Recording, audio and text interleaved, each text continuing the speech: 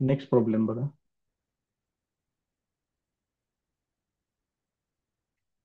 Sign theta equal to tan theta. तर थोडेसे वेगळ्या प्रकारचे प्रॉब्लेम सुरुवात होतील पुढे. देअर फोर सिम्प्लिफाय करूया याला आपण. Sine theta equal to sine theta divided by cos theta. हे कॉस थिटा इकडे पाठवूया.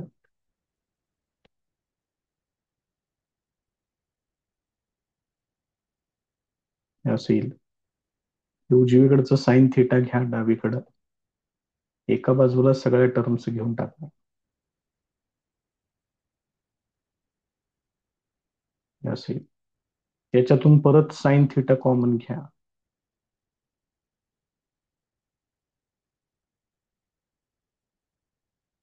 हे असं येईल. याच्यावरून दोन व्हॅल्यूज तुम्हाला मिळतील.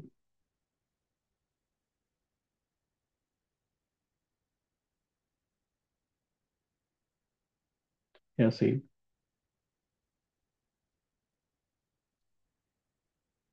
Therefore sine theta equal to zero. आता हे एक इक्वेशन आपलं तयार झालेलं आहे, त्यामुळे त्याचा काही प्रश्न नाहीये. इथं असेल. त्यानंतर sine theta equal to zero और कॉस थिटा इक्वल टू, ह्या वनला मी लिहितोय कॉस झिरो. आता मला इथं दोन इक्वेशन्स सेपरेट मिळालेली आहेत. त्यांचे फॉर्म्युले लिहूया आपण पहिल्यांदा.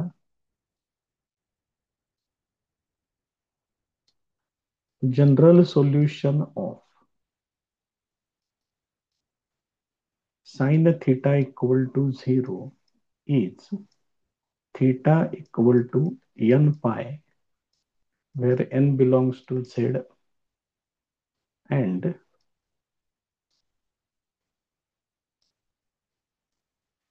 general solution of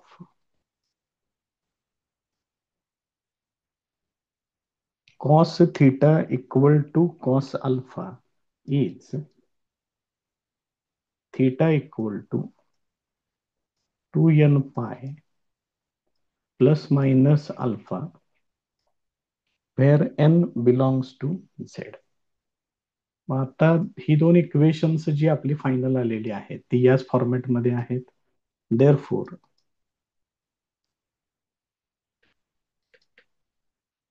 required general solution is, याच्यासाठी हा फॉर्म्युला वापरायचा आहे. थीटा इक्वल टू एन पाय, और हे दुसरे इक्वेशन, त्याच्यासाठी हा फॉर्म्युला येणार अल्फा इक्वल टू झिरो आहे. फक्त एवढं लक्षात घ्या. Theta equal to 2n pi plus minus zero येणार, ते काय नाही लिहिलं तरी चालेल. वेर एन बिलॉंग्स टू झेड. मग इथं एन पाय लिहिलंय, इथं 2n पाय लिहिलंय. मग ह्या एन पाय मध्ये ह्या सगळ्याच व्हॅल्यूज येणार आहेत. कारण तुम्ही एन इक्वल टू 1 वापरलं की इथं 2 पाय येणार. मग इथं एन इक्वल टू वापरलं की 2 पाय ह्याच्यात येणारच आहे. एन इक्वल टू 2 वापरलं इथं तर 2 इंटू 2 4 पाय होणार. एन इक्वल टू 4 वापरल्यानंतर इथे येणारच आहे. There four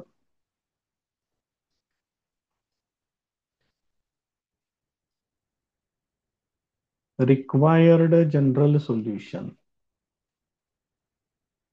is theta equal to n pi. हेच त्याचं फायनल आन्सर लिहून टाकायचं. Where n belongs to Z, हे त्याचं final answer. Second example. tan cube theta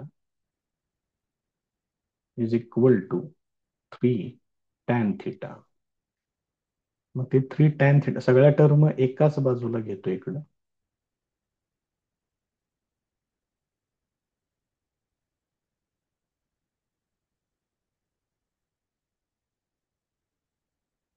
याच्यातून tan थीटा कॉमन येते, ते कॉमन घ्या.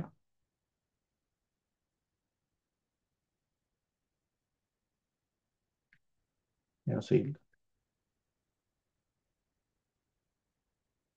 मग याच्यावरून दोन पार्ट्स सेपरेट करून घेऊया. टॅन थिटा इक्वल टू 0 और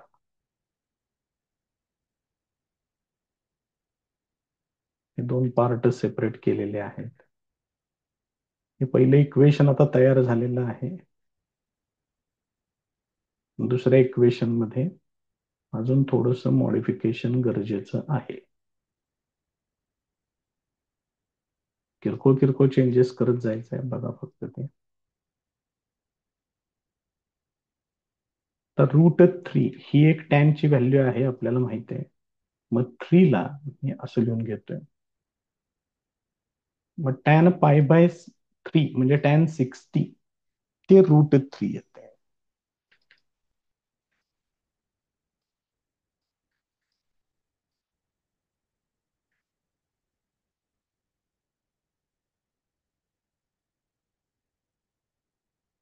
तर इथं आपल्याला टॅन π/3 लिहावं लागेल. tan60 त्याचा स्क्वेअर हे असं लिहावं लागेल. म्हणजेच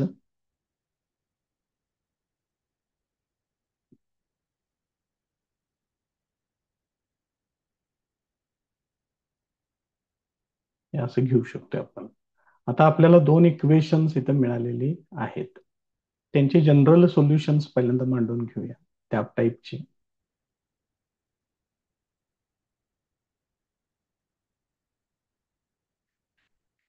general solution of tan theta equal to 0 is theta equal to n pi, where n belongs to z, and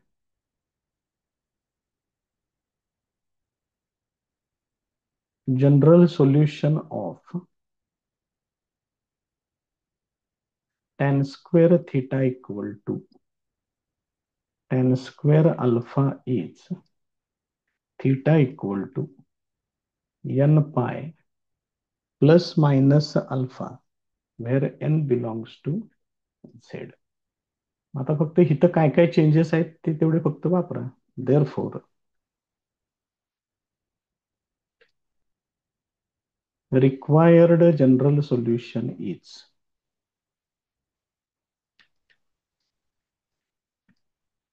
theta equal to, हे पहिलं इक्वेशन, त्याच्यासाठी हा फॉर्म्युला आहे ते आहे असंच मांडा. n पाय और थीटा इक्वल टू, इथं दुसरं इक्वेशन आहे त्याचं जनरल सोल्युशन असं आहे. अल्फाची व्हॅल्यू घ्यायची आहे π/3. Theta equal to n pi plus minus π/3 where n belongs to z. आता ह्यांना आपण काही एकत्र करू शकत नाही, त्यामुळे हे जे काय आलेलं आहे हेच याचं final answer.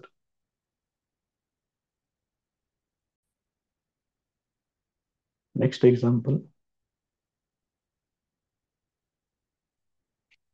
Cos theta plus sine theta is equal to 1. आता याच्यात काय करायचं बघा, ह्या कॉस थिटाच्या समोर इथं काय आहे ते बघा, ते आहे 1. या साइन थिटाच्या समोर इथं काय आहे ते पण 1 आहे. त्यामुळे हे 1 आणि 1 ह्याला एकत्र घ्या. 1 स्क्वेअर प्लस 1 स्क्वेअर, त्याला टाका स्क्वेअर रूट मध्ये. म्हणजे हे काय होणार, 1 प्लस 1 हे येणार √2. समजा उद्या जर असं इक्वेशन दिलं, √3 कॉस थिटा प्लस 1 लिहितच नाही मी इथं, आपण ते कन्सिडरच करू तिथं, sine theta is equal to 1. तर मग तुम्हाला काय घ्यावं लागेल, इथं आहे √3, √3चा स्क्वेअर करायचा, प्लस इथं काय आहे 1 त्याचा स्क्वेअर करायचा, आणि ही टर्म वर्गमुळाच्या आत लिहायची. म्हणजेच हे किती होणार, √3चा स्क्वेअर येणार 3 प्लस 1 हे येणार √4, म्हणजे व्हॅल्यू मिळणार 2. तसं इथं आपल्याला काय मिळालेलं आहे, √2 डिव्हायडिंग अबोव इक्वेशन बाय √2. या इक्वेशनला √2 न डिव्हाइड करायचं. मग हे इक्वेशन असं दिसेल, 1/√2 cos theta plus 1/√2 sine theta. This is equal to 1/√2 हे असेल. मग मी इथून पुढं कसं घेताय हे तुमचं तुम्ही ठरवायचं आहे. मी याच्यामध्ये कॉसचा फॉर्म्युला तयार करतोय. मग ह्याला लिहिणार आहे मी cos π/4 into cos theta plus इथं लिहितोय sine π/4 into sine theta. This is equal to, हे 2 मिनिटं राहू दे तसंच, 1/√2 चेंज करू त्याला आपण नंतर. मग हे काय झालं, cos cos cos A cos B. मी थिटाला फर्स्ट कन्सिडर करतो, असंही तुम्ही घेऊ शकताय. त्यामुळे इथं cos cos plus sine sine, याचा अर्थ हा फॉर्म्युला आहे कॉस थिटा मायनस π/4. त्यामुळे इकडं पण मी कॉसचीच टर्म घेणार, कॉस π/4 हे असं घेणार. आता याचं जनरल सोल्युशन आपल्याला बघूया त्या पद्धतीचं.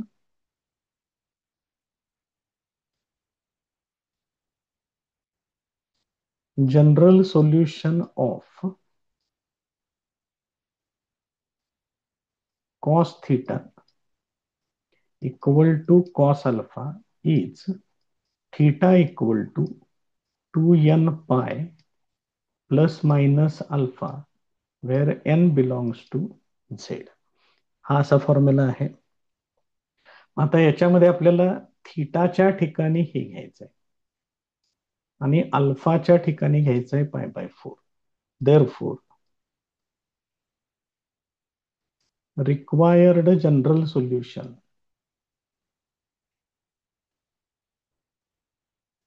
is काय होणार बघा, थिटाच्या ठिकाणी लिहायचं आहे थिटा मायनस π/4.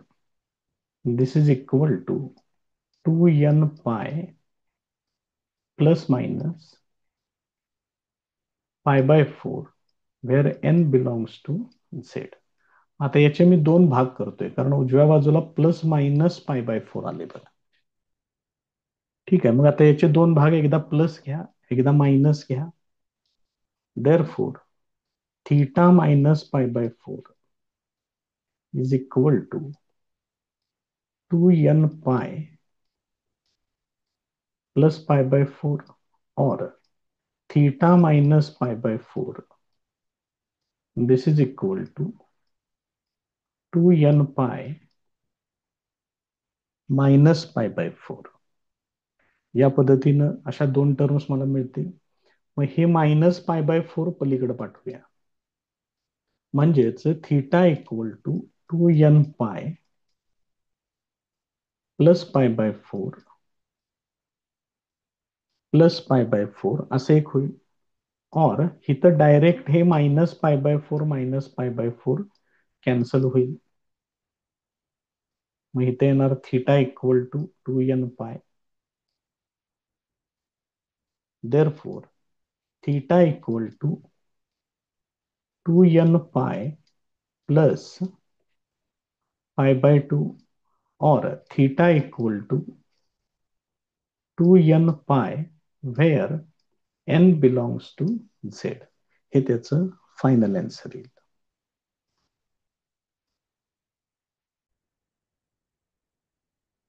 नेक्स्ट प्रॉब्लेम बघा काय विचारले त्यांनी.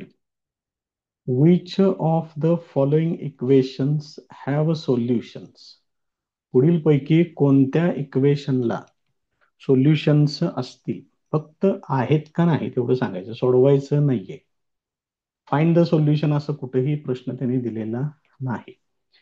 पहिले इक्वेशन आहे cos 2 theta is equal to -1. मग कॉसचं जर फंक्शन तुम्ही कन्सिडर केलं तर त्याची जी रेंज आहे कॉस फंक्शनची ती अशी आहे बघा, लक्षात येते का. त्यामुळे ह्याला सुद्धा 100% याचं सोल्युशन अवेलेबल असणार आहे. Therefore, cos 2 theta is equal to -1 has solution. त्याला सोल्युशन असणार आहे. दुसरं इक्वेशन सांगितलेलं आहे cos square theta equal to -1 सांगितले. मग परत एकदा असंच येणार -1 less than or equal to cos theta less than or equal to +1 पाहिजे बरं का. हे दोन्ही क्षण इथं मायनसच झाले बघा. -1 टू +1 ही त्याची रेंज आहे. याचा तुम्ही स्क्वेअर केला मग कॉस स्क्वेअर थिटा हे पॉझिटिव्हच येणार.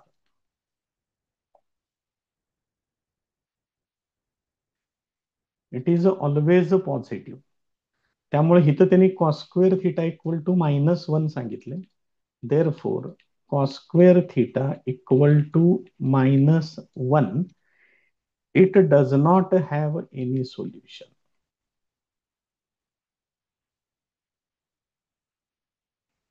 याला सोल्युशन असणार नाही.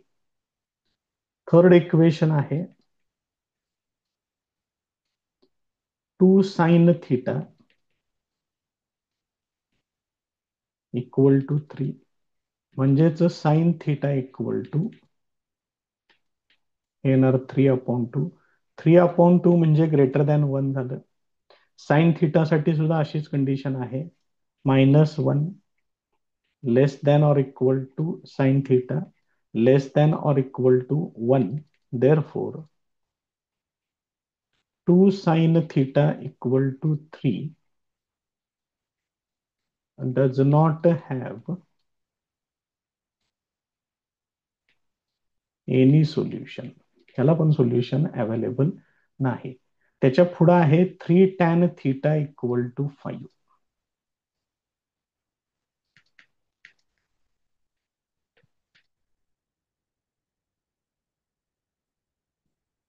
म्हणजेच याच्यावरून काय येणार tan थिटा इक्वल टू 5/3 येणार. मग टॅन थिटा साठी पाहिजे ती व्हॅल्यू येऊ शकते. Tan theta up to infinity पर्यंत आहे. बघा लक्षात येते का. टॅन थिटाच्या ज्या व्हॅल्यूज आहेत -minus infinity less than tan theta less than infinity. फक्त इक्वल टू घ्यायचं नाही एवढं लक्षात ठेवा. Therefore 3 tan theta equal to 5 has solution. याला पण एक कुठलं तरी सोल्युशन तुम्हाला नक्की मिळून जाईल. तर असा प्रश्न त्याने विचारलेला आहे, बघून ठेवा. नेक्स्ट पॉइंट बघा आता सोल्युशन ऑफ ए ट्रायंगल. आता ट्रायंगलचा सेपरेट एक सेक्शन याच्यामध्ये स्टार्ट होईल. त्यासाठी लागणारे काही ठराविक पॉइंट्स बघा. फर्स्ट पॉइंट आहे पोलर कोऑर्डिनेट्स. मग इथं डायग्राम त्यांनी दाखवलेली आहे. Let O be a fixed point in a plane. इथं आहे तो point O. O X be a fixed ray in the plane. इथं ओ एक्स रे दाखवलेला आहे. O is called the pole. ह्याला पोल म्हणायचं आहे हे लक्षात ठेवा. And ray O X is called the polar axis. हा जो फिक्स्ड रे आहे याला काय म्हटलंय त्यांनी पोलर ऍक्सिस असं म्हटलेलं आहे. Let P be a point in the plane other than pole A. इथं पॉइंट पी घेतलेला आहे. त्याचं ओ पासून डिस्टन्स आहे small R. O P equal to R घेतले आणि angle X O P equal to theta घेतले. मग ही ऑर्डर्ड पेयर बघा कशी आहे. आर कॉमा थिटा म्हणजे ते डिस्टन्स पहिल्यांदा सांगायचं आहे नंतर त्याचा अँगल सांगायचा आहे. It will determine the position of P in the plain.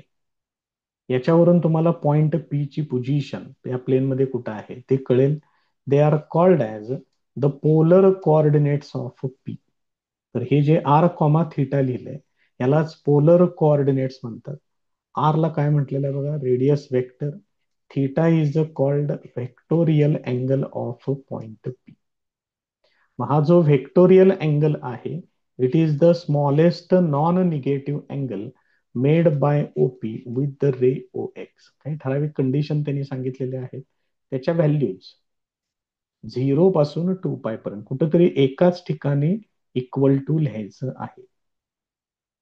Pole has no polar coordinates, म्हणजे हा जो इथं जो आपण पॉइंट ओ घेतलाय सिमिलर टू ओरिजिन, त्याला कुठलेही पोलर कोऑर्डिनेट्स नसतात, हे त्यांनी त्याच्यामध्ये सांगितलेलं आहे. त्यामुळे ह्या कंडिशन्स जरा बघा, पुढे आपल्याला सगळं हे वापरायचं आहे. नेक्स्ट पॉइंट आहे relation between the Cartesian and polar coordinates. हे तुम्हाला झालेलं आहे इयत्ता 11वी मध्ये, तरी पण आपण आणखी एकदा या ठिकाणी ते कन्सिडर करणार आहे.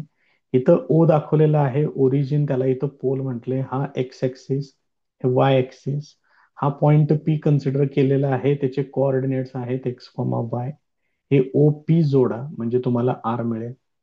हा पॉइंट जर एक्स कॉमा वाय असेल तर हे डिस्टन्स एक्स ऍक्सिस वरचं हे असणार आहे एक्स, आणि वाय ऍक्सिस वरचं हे डिस्टन्स हे असणार आहे वाय.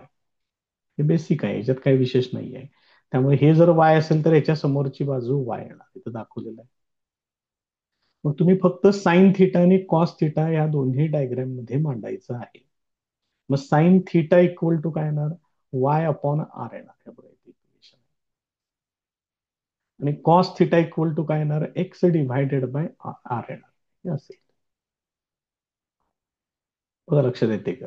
मग याच्यावरून वाय इक्वल टू काय येणार, आर साइन थिटा इथे लिहिलेलं आहे, आणि x equal to R cos theta येणार. म्हणजे जर तुम्ही कार्टेशियन कोऑर्डिनेट्स लिहिले एक्स कॉमा वाय, तर याच्यावरून तुम्ही x equal to R cos theta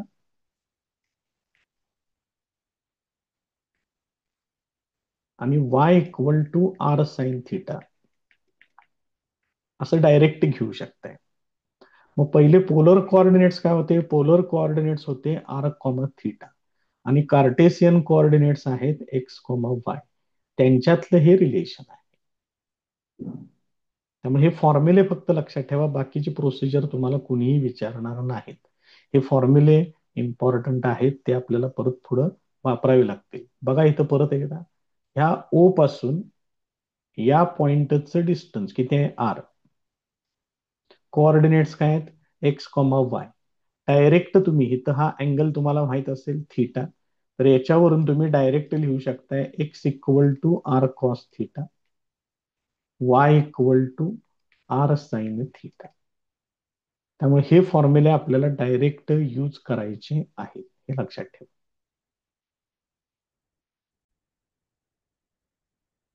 आता बघा ह्याच्यामध्ये काही ठराविक इम्पॉर्टंट थेरम्स आहेत, ते थेरम तुम्हाला करावे लागतील परीक्षेसाठी. परीक्षेमध्ये हे थेरम डायरेक्ट विचारले जाऊ शकतात.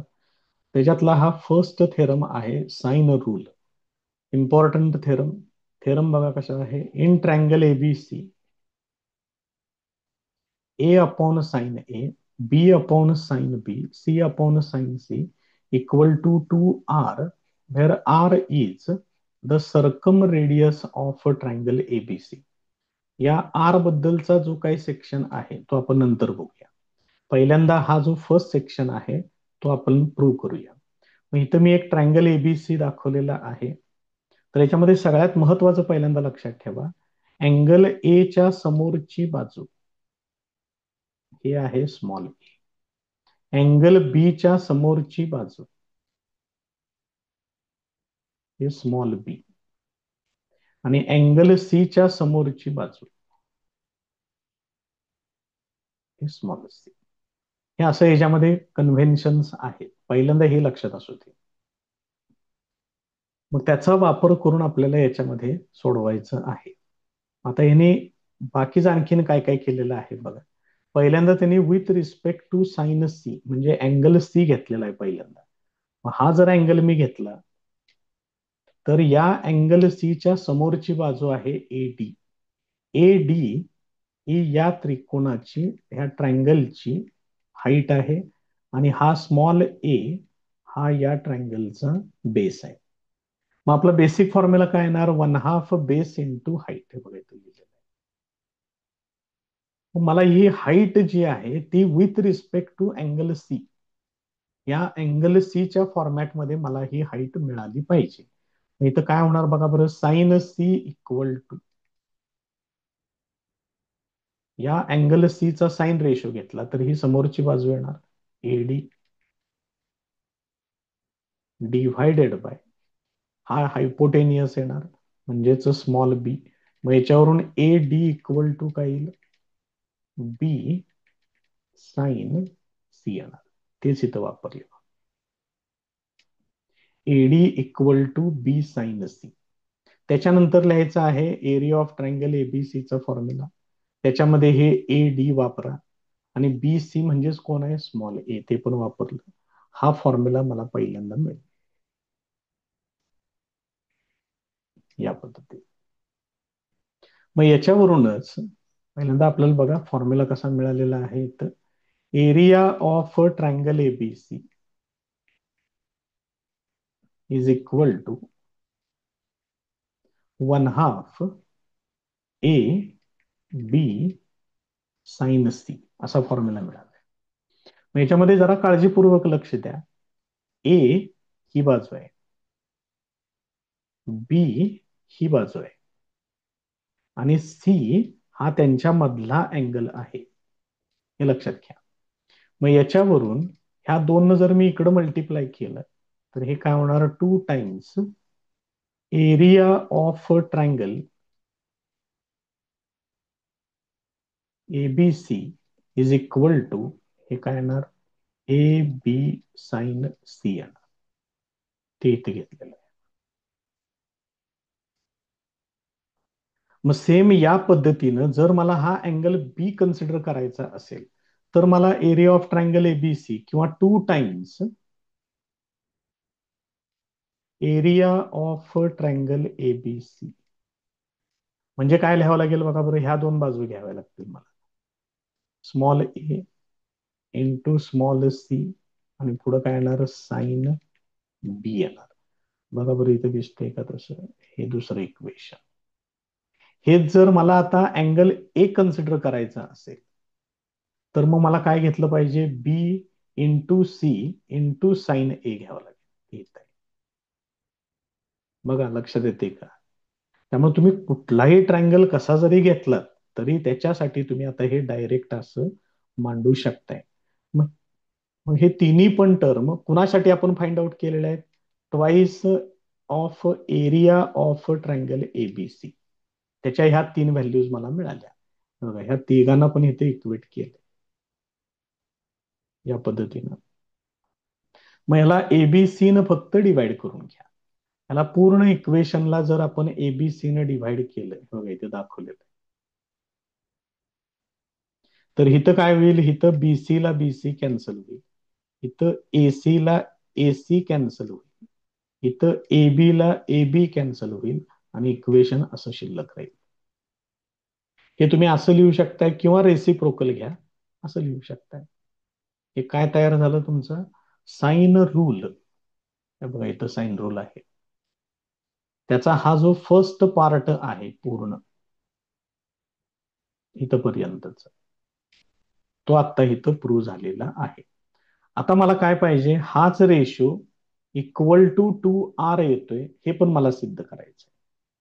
त्यामुळे हे व्यवस्थित करा, हे थेरम परीक्षेमध्ये विचारतात, त्यामुळे हे काळजीपूर्वक करून ठेवा. आता आपल्याला हा सेक्शन घेऊन किंवा हा फॉर्म्युला घेऊन पुढे जायचं आहे. हे आता जे आपण प्रूव्ह केलं ते. आता याच्यासाठी त्यांनी अजून एक छोटीशी डायग्राम दिली ज्याच्यामध्ये हे रेडियस आर आपल्याला कन्सिडर करावं लागेल. ते बघा,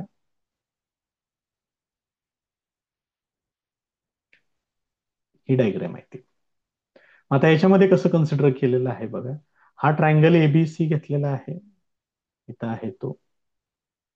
याच्यामध्ये पण अँगल ए हिथं आहे, त्याच्या समोरची बाजू स्मॉल ए, अँगल बी हिथं आहे, त्याच्या समोरची बाजू स्मॉल बी, हा अँगल सी आहे, त्याच्या समोरची बाजू स्मॉल सी घेतलेली आहे.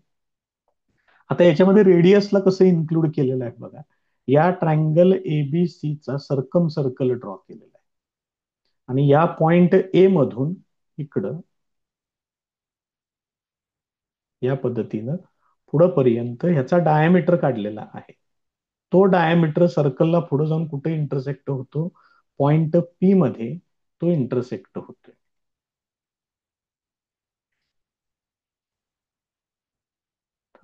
आता त्याच्यामध्ये काय घेतलंय आणि परत ते आणि बघितलं पाहिजे. ठीक आहे, हे बघा इथून इथं पर्यंत.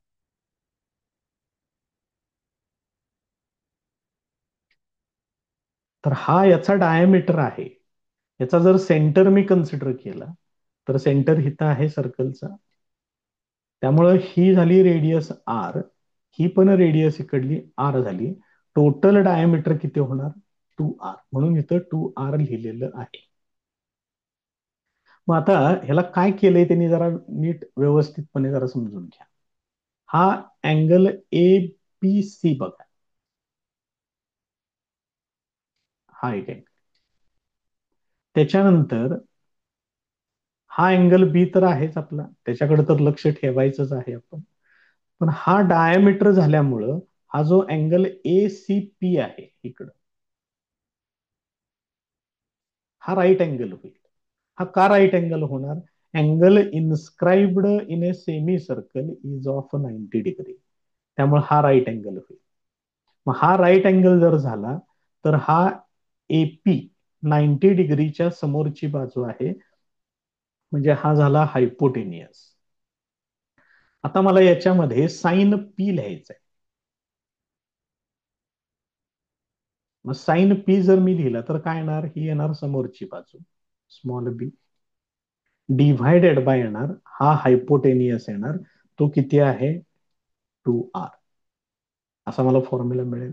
आता दुसरा अजून एक पॉइंट ह्याच्यामध्ये जरा बघून घ्या. मी दोन अँगल्स तुम्हाला इथे दाखवतो. हा एक अँगल, अजून ही लाईन एक झाली, इकडे दाखवतोय असं पूर्ण.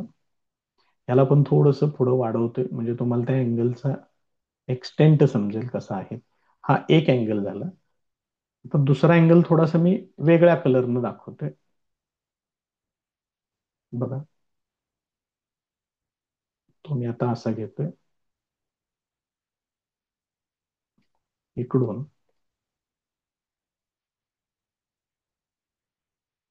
इकडे दाखवतोय. आता तुम्ही हे जर दोन अँगल्स जर व्यवस्थित जर बघितलेत तर ह्यांचा स्टार्टिंग पॉइंट ए आहे, एंड पॉइंट सी आहे. आणि हे दोघं पण, हे बघा, हा जो आर्क इकडे दिसतोय तुम्हाला, ह्या एकाच आर्क मधले हे दोन अँगल्स आहेत. यांनी दोघांनीही पुढं इन्स्क्राईब केलेला जो आर्कचा पार्ट आहे तो सेम आहे. मग जरा थोडस दहावीतलं काय आठवतंय का बघा. त्यामुळं काय होणार, हा अँगल बी आणि हा अँगल पी, एपीसी, हे दोन्ही इक्वल होणार. Angles inscribed in the same arc, they are equal. त्यामुळे जे तुम्हाला इथं साइन पी मिळालेलं आहे, साइन पी इक्वल टू काय आहे, बी अपॉन 2r. पण साइन पी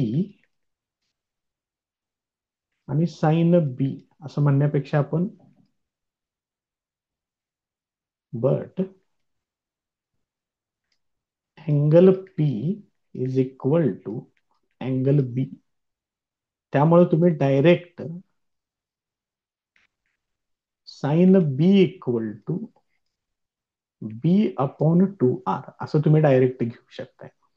तेच त्यांनी इथं घेतलेलं आहे.